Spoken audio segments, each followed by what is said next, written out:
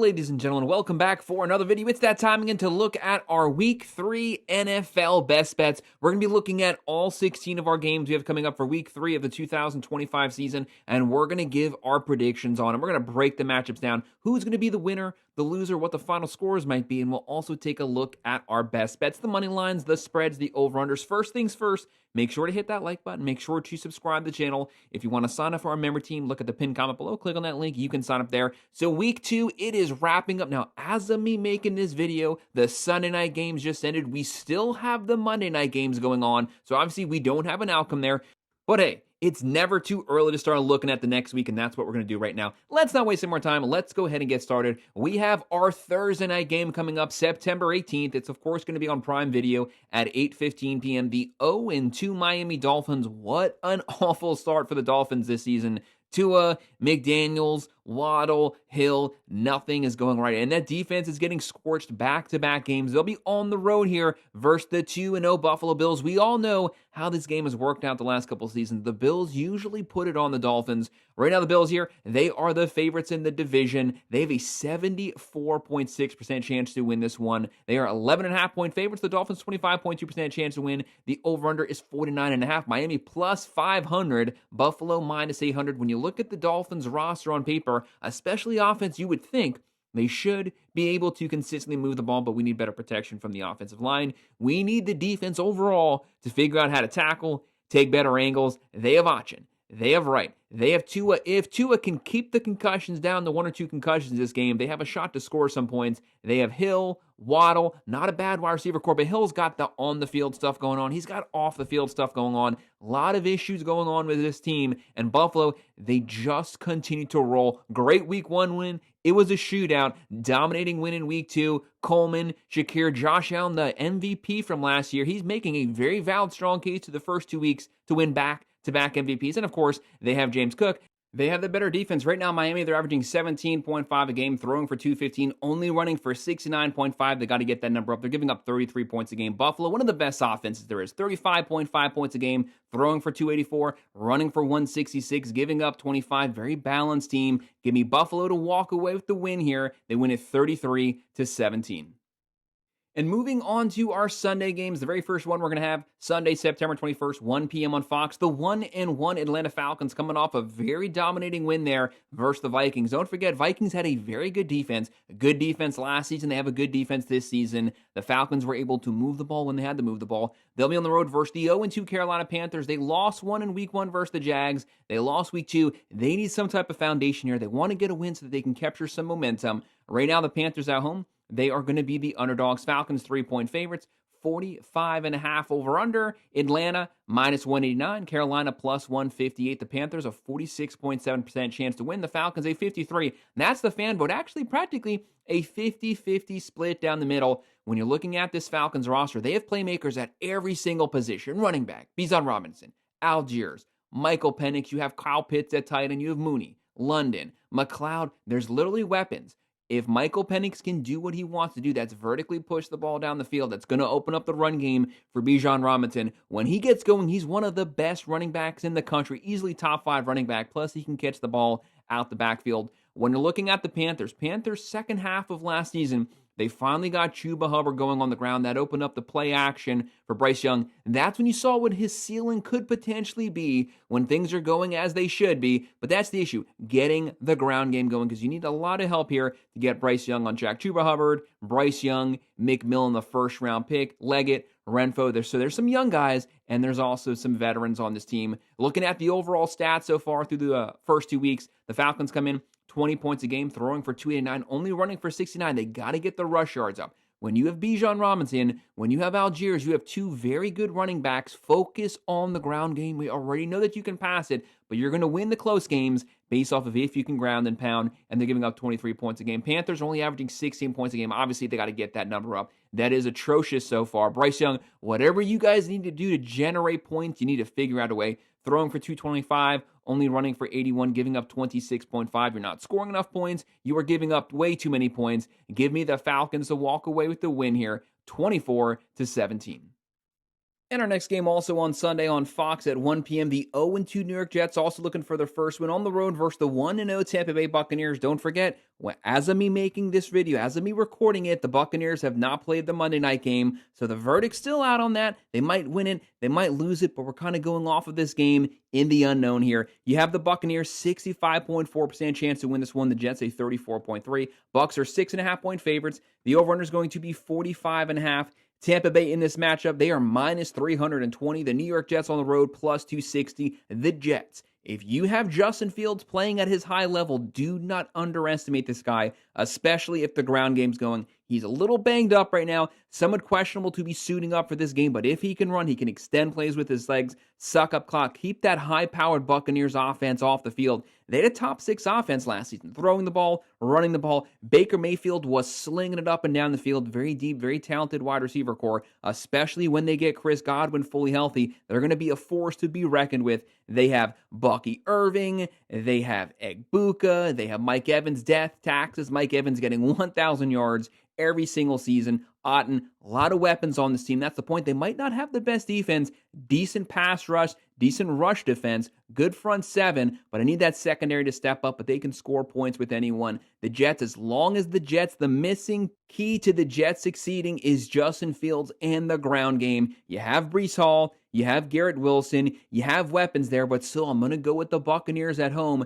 When you're looking at the overall team stats here, just so far through the first 2 weeks, Bucs 23 points a game, giving up 20. Jets are averaging 21, giving up 32. The defense, the Jets used to be known for the defensive team. They got to get that defense on track. The offense only throwing for 133, running for 141. Yes, that's balanced, but they're both pretty bad.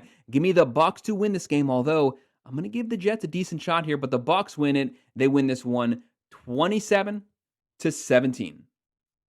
And this next matchup is actually a pretty hard one for me to call. The next one at 1 p.m. on Fox, the 2-0 Los Angeles Rams versus the also undefeated, the 2-0 Philadelphia Eagles, the defending Super Bowl champs. We just had a rematch of the Super Bowl. It wasn't the blowout that it was during the Super Bowl, but the outcome was still the same. That was a win for the Eagles. Dominating win versus a very good team. Right now, the Eagles, 3.5-point favorites, 45.5 over-under. Philadelphia's coming into this matchup. They are minus 200. Los Angeles plus 170. The Rams 36.7% chance to win. The Eagles a 63% chance. The big question here, just making sure that Stafford stays healthy. No back problems. If he's on the field, you know Stafford. He's a straight up gunslinger. Old school, big arm. Loves to push the ball down the field. You got so many weapons here. You have Kyron Williams, Stafford, Higbee, Atwell, Nakua, Devontae Adams, very deep wide receiver core. You got Nakua doing a little bit of everything, running the ball, catching the ball, going deep, working the slots. And when you look at the Eagles, also one of the best offensive rosters in the country.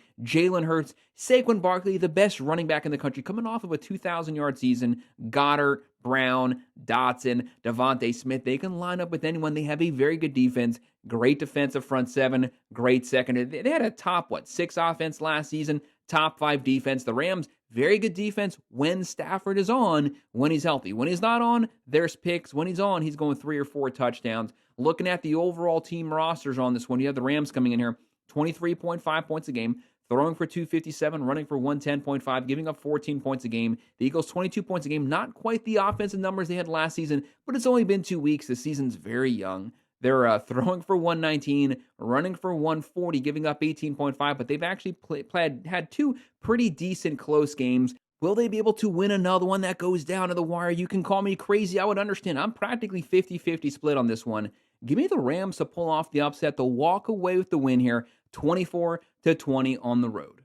And also on Fox at 1 p.m., the 2-0 Green Bay Packers. There's a lot of word going around that the Packers, they might be the best team in the NFL right now through the first 2 weeks. They'll be on the road versus the 0-2 Cleveland Browns. The big question about the Browns, will they be able to finally, for once, score some points? On paper, very good defense. A lot of people love to praise their defense. They have a top 10, top 5 defense, hands down. But when the offense cannot consistently move the ball, when they can't get first downs, you leave the defense on the field the entire game. They get wore out. They start to get beat down the field second half. That's just the way things work. They can only hold it at bay for so long. Green Bay, 7.5-point favorites, a 42.5 over-under. The Packers are minus 450. The Browns are plus 130. Green Bay, 69.8% chance to win this one. Cleveland, a 30% chance. The Packers, they are rolling right now. Throwing the ball, running the ball, playing defense. They have a good defensive line, great secondary. Josh Jacobs at the running back position. Jordan Love, he's scrambling, making plays with his arms, making plays with his legs. You have Kraft, your first-round pick Golden. You might have lost Reed for a little bit, but I don't know if you're necessarily going to need him for this game. This game should not be that close on paper. The Browns, you have Joe Flacco. The guy's about 58 years old right now. Sampson, good young running back. David Njoku, he's a veteran. Jones, Judy, Tillman. Is there enough weapons there still, even without Reed, for the Browns to go blow for blow with the Packers? I just don't personally see it. Give me Green Bay winning this one 23-14. At 1 p.m. on Fox, the 1-0 Las Vegas Raiders, of course, Monday night hasn't happened. They haven't played yet. They'll be on the road versus the 1-1 Washington Commanders. They won week 1. They did lose last week, but when this offense is rolling, Jaden Daniels, the thing that guy can do, one of the most exciting players in the NFL last year, offensive rookie of the season, one of the best rookie seasons we've ever seen in modern history. Washington, fun team to watch. He almost led them as a rookie all the way to the Super Bowl. Washington, 5.5-point favorites. 47.5 over under. The Commanders minus 280. The Raiders plus 230. Washington has a 64.5% chance to win this one. Las Vegas a 35.2. But this is Pete Carroll's team. Pete Carroll, good coach. Monday hasn't happened yet. It is his birthday. Maybe he will win on his birthday. That'd be fun for him. He has Geno Smith. He has veterans on this team, but new coaching staff, new atmosphere. If they can get Geno Smith going, they have Ashton Gentry. They have the best tight end. He's a little banged up, but he's supposed to be playing Monday night. Brock Bowers, throw the ball to him. He will come down with it. Jacoby Myers, but Washington loaded, and they got even better in the offseason. A better offensive line. Kroenke, Daniels. This guy can throw for 4,000. He can run for 1,000. Zach Ertz, Brown, Deebo Samuel, perfect slot guy, Scary Terry. So many weapons on this team, and there's so many different ways they can beat you, and their defense is much improved over what it was last season. Raiders currently, they're averaging 20 a game, throwing for 333, running for 56. Make sure to concentrate on the ground game Monday, and they're giving up 13 points a game. Washington, 19.5 points a game, throwing for 95.5, running for 135.5, giving up 16.5. You usually know the first couple weeks usually favored the defense, and then the offense is start to take over second half. Give me Washington getting things on track here. They win this one 28-20. Then on CBS at 1 p.m., how about this team, the 2-0 Indianapolis Colts? Everyone's been hard on the Colts the last couple seasons. I have, everyone has, but they're one of the surprises so far. One of the early season surprises through the first 2 weeks. They are undefeated 2-0. And how about this offense? Where did this Daniel Jones come from? This is what the Giants always wanted. He's showing it with the Colts. He's a young Peyton Manning. That's a joke. I'm not serious. They'll be on the road here versus the 0-2 Tennessee Titans. Tennessee, they actually finally showed some offensive flashes this past weekend, pushing the ball down the field, but the defense, the turnovers on their own side of the field, that's what's ultimately doing them. Tennessee, 38.1% chance to win. The Colts on the road, 61.6. Colts are 3.5-point favorites. The over-under is going to be 42.5. Indianapolis minus 175. Tennessee plus 150. The Titans, when you're looking at this team, the offensive line has to hold up. They have to buy Cam more time. Got to get the ground going with Pollard. Calvin Ridley, Lockett. You guys are veterans. You need to catch anything that Cameron Ward throws you. You got to help the quarterback out. The offensive line has to buy him the time to find those targets vertically down the field. And when you're looking at the Colts, this was supposed to be a team that was not supposed to be successful so far. They won week 1 versus the Dolphins. They won week 2 around Daniel Jones, a very good cast of characters. He was considered the weakest link, but he's actually playing pretty good. They have Jonathan Taylor. He can catch it out the backfield. He can run it. Pierce, Downs, Pittman, Warren, a lot of weapons. How about Warren? Rookie guy, massive catch this past weekend. And when you're looking at the team's overall stats, Colts are coming in here. They're averaging 31 points a game for the first weeks, throwing for 284, running for 161.5, one of the most efficient offenses in the NFL so far, giving up 18 points a game. Tennessee, 15.5 points a game, pretty close to where they were last year, 102.5 through the air, 90 on the ground. They got to fix both of those, and they're giving up 26.5. I have the Colts winning it handily, 27-16. And 1 p.m. on CBS, the 1-1 Pittsburgh Steelers, Mike Tomlin, Aaron Rodgers on the road versus the 1-1 New England Patriots coming off of a shootout win versus the Dolphins. With that shootout win, yes, the defense, highly questionable so far through the season. But you got to give some props to Drake May, to the offense. I've been wanting to see a lot from Drake May this offseason. He's been getting a lot of offseason praise. Hadn't shown it yet on the field, but maybe he's starting to live up to that hype. That'd be a cool thing to watch. Right now, the Steelers, 1.5-point favorites, a 43.5 over-under. Pittsburgh is -115. The Patriots, -105. So Vegas is letting you know both of these teams have a real shot to win this one. Steelers have a 55.4% chance to win on the road. The Patriots, a 44.2% chance to take it at home. Looking at these two overall rosters here, the Steelers, when they added Aaron Rodgers, that was a massive upgrade in the offseason. The main thing holding them back the last couple of years, because they always had a good defense, they always had good special teams, it was the quarterback position. You have that staple down right now, but Rodgers needs to play at a high level. You have Rodgers, you have Smith, you have Metcalf, Austin, Jones. There's weapons on this team. And when you're looking at the Patriots, so much is going to hinge around the play of Drake May. Drake May has to continue to push that ball vertically down the field. Stevenson at the running back positions, the wide receivers, Blount, Diggs, Douglas. Diggs has not gotten fully going, but if they can get him on, he's a veteran wide receiver, especially third and long situations, someone that Drake May can rely on to always come down with the contested catch. And they also have Hunter Henry at the tight end position. Looking at the overall team stats, Steelers are scoring points, but unlike Tomlin, they're also giving up a lot of points. They're averaging 25.5, throwing for 206.5, running for 62.5. Slow the game down, run the ball. They're giving up 31.5 points a game. That is way higher than Mike Tomlin ever has given up throughout his career. Patriots, 23 points a game, throwing for 243, running for 91, giving up 23.5 points a game. I think this is a neck-and-neck, very close game, practically a pick-em, but I'm actually going to go with the Patriots. Foxborough, they win this one 24-21. Then 1 p.m. on CBS, the 2-0 Cincinnati Bengals. The Bengals, they started out last season 0-3, 0-4, put them in a really tough spot. Every single game was a shootout. Their defense was atrocious last year, but Joe Burrow did lead the NFL in passing yards. Great team, great wide receivers, questionable offensive line, questionable defense, but they are undefeated right now, beating the Jags this past week. The big issue here, Joe Burrow, one of the best quarterbacks in the NFL, top 3 quarterbacks, top 5 quarterbacks, wherever you want to put him. He's one of the best. He's out. He could be out for a couple weeks. He could be out for 3 months. They're saying they don't know what the full issue is with his foot, but you're going to get Jake Browning here. So you're not getting the Bengals as this matchup should have been. They're on the road here versus the Minnesota Vikings, coming off of a loss.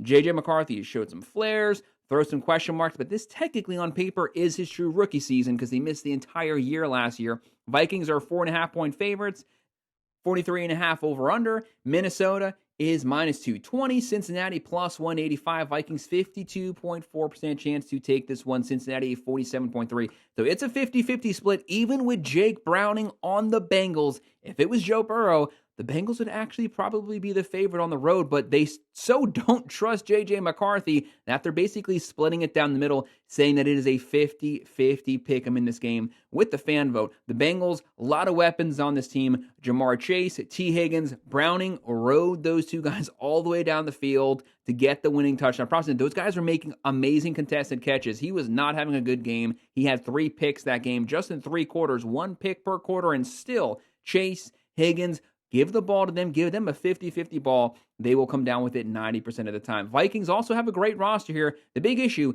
good defense, good run game, good wide receivers. J.J. McCarthy, we have to continue to see growth every single game. You have Aaron Jones Sr., you have Hawkinson, Justin Jefferson, who might be the best wide receiver in the entire country. It's definitely arguable. This is a game you can make a very strong case for it to go either way. I truly am split on this one. We will re-review this one later in the week just to see if anything's changed. I'm going to go with the Vikings winning it, though, 23-20, but to be continued. CBS at 1 p.m., the 0-1 Houston Texans, they'll be playing Monday night, so we don't have their Week 2 scores here. They'll be on the road versus the 1-1 Jacksonville Jaguars. They would love to rebound versus that close loss versus the Bengals. Right now, Jacksonville, 1.5-point favorites, 43.5 over-under. These guys, they're in the same division. There's a lot of competition here, very familiar with one another. You have Houston +105, Jacksonville -125, Texans 48.3% chance to win, the Jags a 51.3. So again, the fan vote practically split down the middle on this matchup. If the Houston Texans, some people are saying they might have the best overall defense in the entire country right now. If they can live up to that, if you get 2023 version of C.J. Stroud, watch out for the Texans. Nico Collins is back, Christian Kirk. If you get good C.J. Stroud with Chubb, Watch out for this team with that elite defense potentially. Jacksonville, Trevor Lawrence is playing technically a lot better under Cohen, but he's also throwing a lot of picks. Travis Etienne, Tootin running the ball, catching the ball out the backfield. Brian Thomas Jr., Travis Hunter, I think they took Travis Hunter way too highly, but it is what it is. You got Brian Thomas Jr., a legit wide receiver number one. This is one of those games. It is a 50-50 match here, but the Jags would love to take it at home. Jacksonville's averaging 26.5.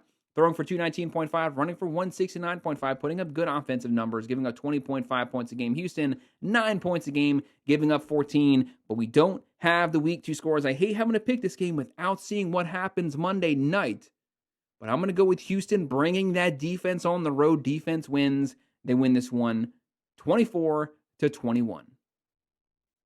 Then on CBS at 4:05 p.m., the 1-1 Denver Broncos last season. Give some props to Bo Nix. Props to Sean Payton. Bo Nix had an awful start to the season. First 4 or 5 games, he could not hit anything, and then they completely changed up the scheme. Sean Payton coached to Bo Nix's abilities, short dink and dunk passes, use his mobility as a factor. Bo Nix took off. The defense took off. Sean Payton could be up for Coach of the Year if they can replicate those numbers. They had a top 7 offense last season, top 5 defense. They'll be on the road here versus John Harbaugh's 1-0 Los Angeles Chargers. They'll be playing Monday night, so we don't have the outcome of that. But you know what Harbaugh wants to do? Push the ball down the field, play special teams, run it when you need to run it, be disciplined and deep at the line of scrimmage. Chargers 2.5-point favorites, 46.5 over-under. Denver plus 125. Los Angeles minus 145. The Broncos a 38.6% chance to win, but do not underestimate off the road here. The Chargers a 61.1% chance to win.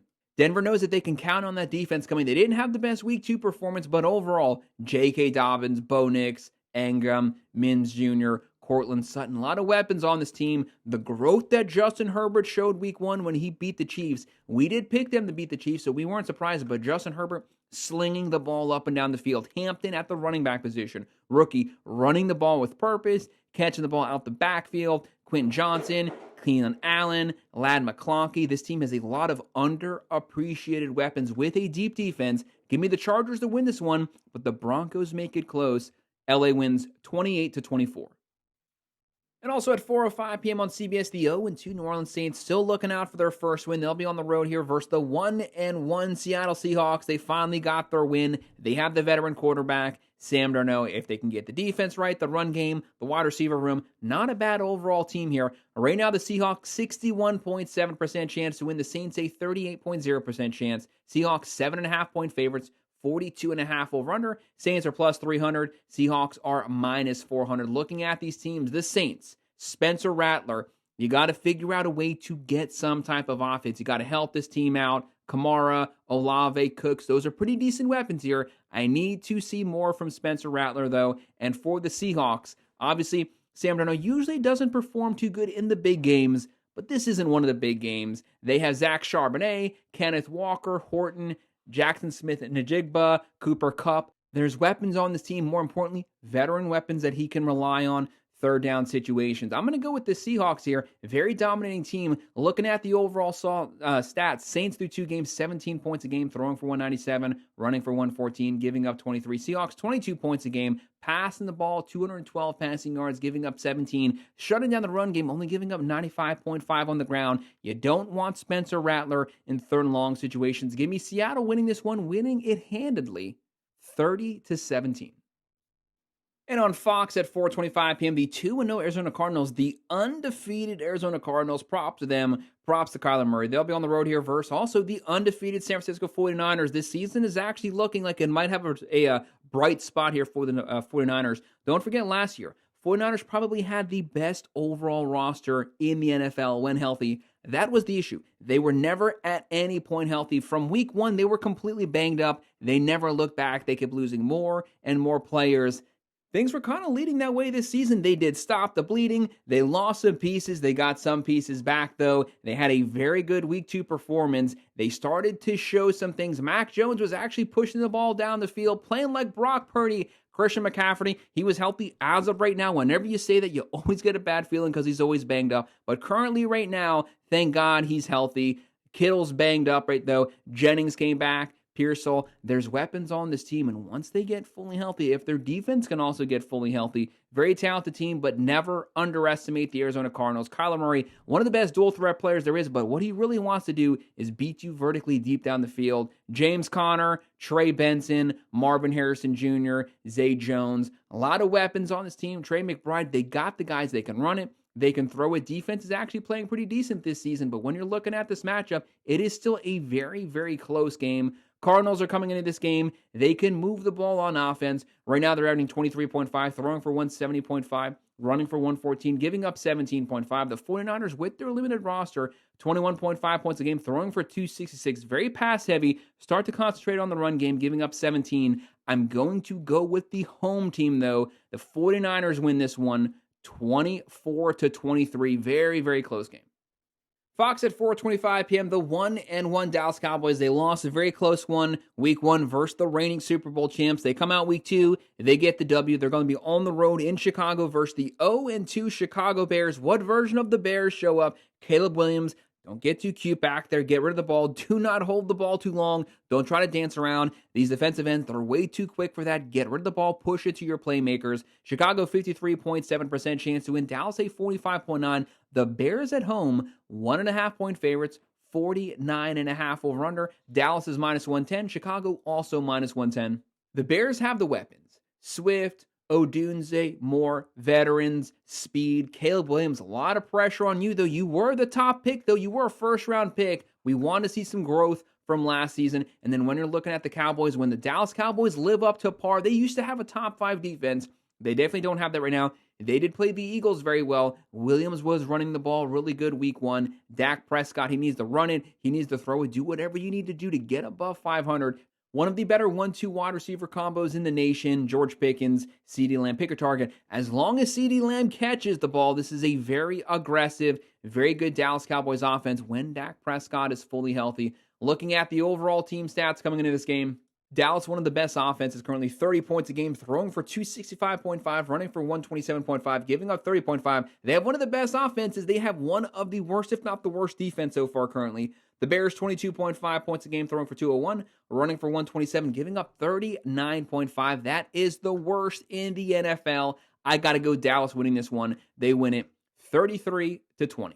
And our final Sunday night game at 8:20 p.m. on NBC, the 0-2 Kansas City Chiefs. This team, they just made the Super Bowl. They are winless right now, but they did lose to 2 playoff teams, the Chargers, the Eagles. Probably the worst, the hardest start to the season. But now's the time, once they get into the meat of their schedule, they have some cupcake games here. This is the time for them to really get some momentum going forward. They'll be on the road versus the 0-2 New York Giants. Both these teams are winless. Who is going to get the win first? I think we probably all know who it's probably going to be. Right now, Chiefs 6.5-point favorites, 42.5 over-under. KC, they are -280. New York, +230. The Chiefs, a 68.2% chance to win. The Giants, a 31.6%. The Chiefs are on the road. They are perfectly fine with that. The defense played the Eagles really good.